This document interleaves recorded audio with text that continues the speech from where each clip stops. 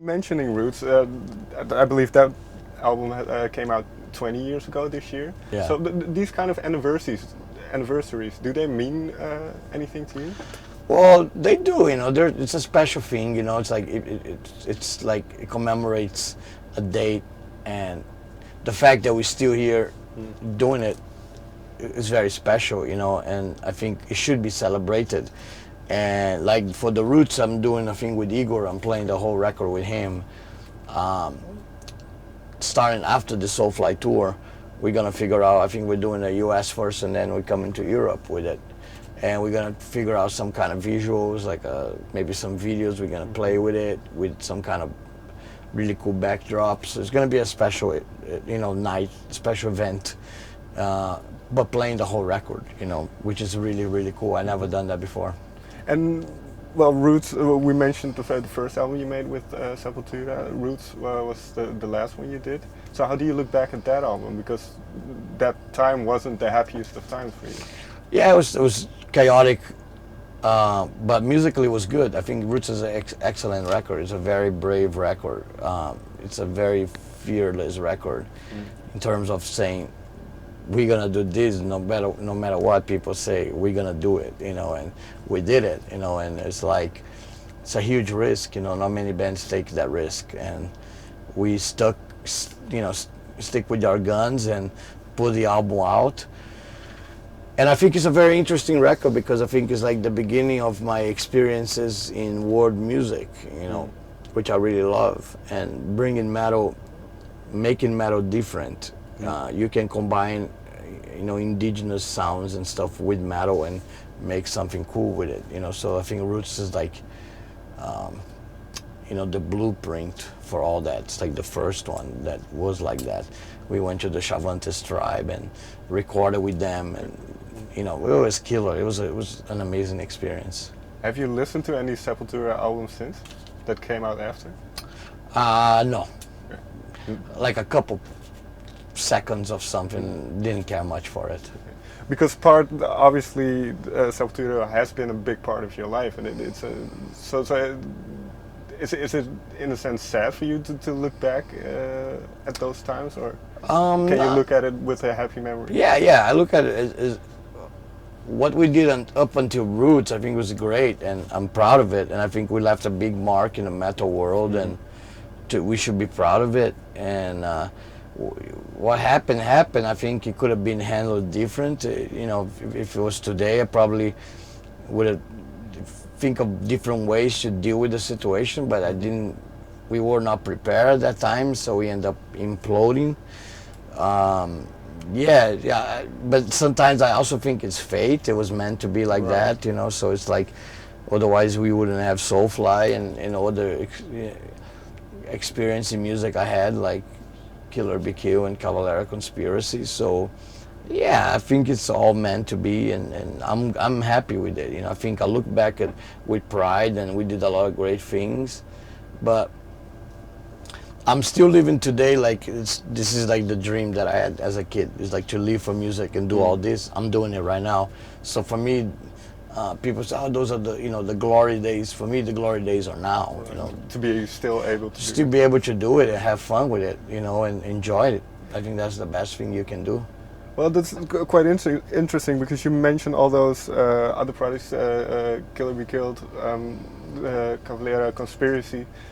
I think in the last couple of years, almost every year you release at least one album. So how do you keep that energy going? How do you keep that passion going? That's just a lot of,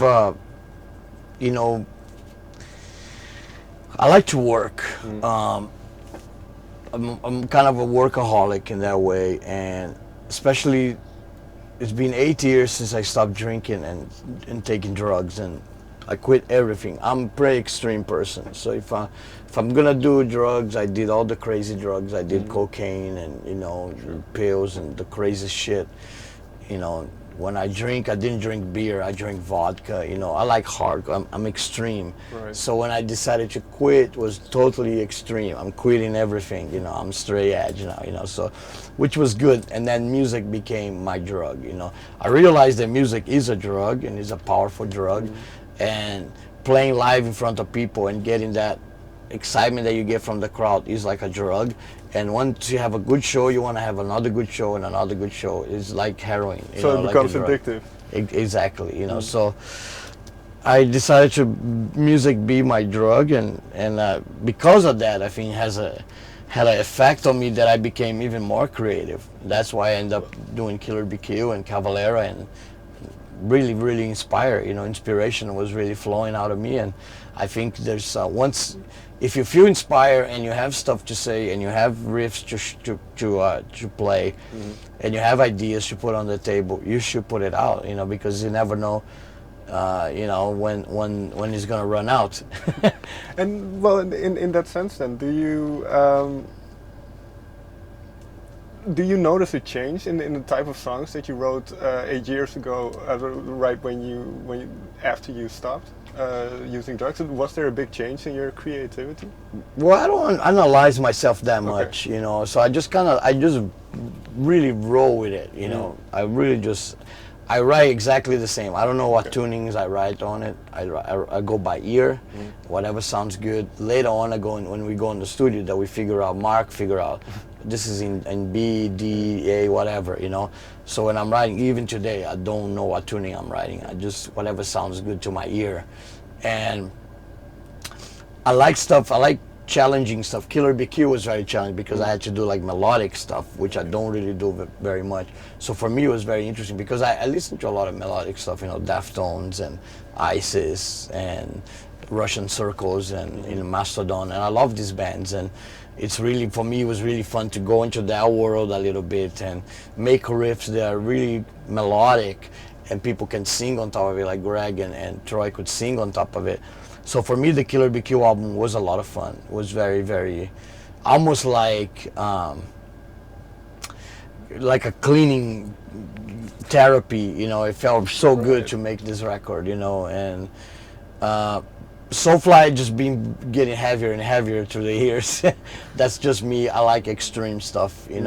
My favorite bands are all heavy stuff. I love extreme stuff. So. It's no surprise that Soulfly is gonna go down that path, So Pandemonium was Cavalera's heaviest record ever, and it was borderline grindcore, black metal, and So I just keep adventures coming. I don't analyze myself too much. I don't know why I sing the way I sing. Just normal comes out like that. Right. And the riffs, I grab a guitar, riffs comes out of it. So I have a gift, So. I kind of make a statement the other day, said the Beatles had a gift to write love songs. I have a gift to write angry songs, So stay with it, But in a sense, well, I've only just met you, but you don't seem like an angry person. So right. Yeah, but there's a side of me, I switch a button, It's like going live. I'm sitting here normal now, calm, but once I hit that stage, it's like a whole different person takes over, and it's like. And I want to make things happen with the crowd, so I'm really looking for the entertainment also side of it. Apart from the energy and anger, there's also entertainment that I think is to connect everybody that's in there with you, singing, chanting, clapping hands. It's all a big part of the night of the show, Do you need that element of anger and energy when you write songs, when you are in the studio or writing the lyrics? Well, the music is what I write. Metal is this music comes from anger and energy, But can you, in a way, when you're quite relaxed, like now, can you now write a song? Oh yeah. Okay. It just happens. Yeah. Okay, so it's not right. You don't have to be in a certain mood. It just really comes out naturally, which is great, And those, well, you mentioned the other projects. Are they? When you do these projects, do you then know more clearly what you want to do for Soulfly? Kind of, Soulfly is like my main thing, so it's a bit like, Soulfly is like my baby, and it's like, I know what Soulfly needs to do and go, where Killer BQ was very unknown, it was very experimental, we didn't know what's gonna happen with it, and it was a big surprise by the end of the record. Cavalera is a little bit more comfortable because of Igor. I played with Igor so many times, and for me it was a very exciting record. Was Inflicted, the first one. It was incredible to be playing with him again. Yeah, was it important to reconnect with him at that point? Very important, because he's my brother, you know, Sure. and I love him, and we create something so special with Sepultura, and when me and him play together, something happens. There's like this energy that bursts, and always attracts chaos.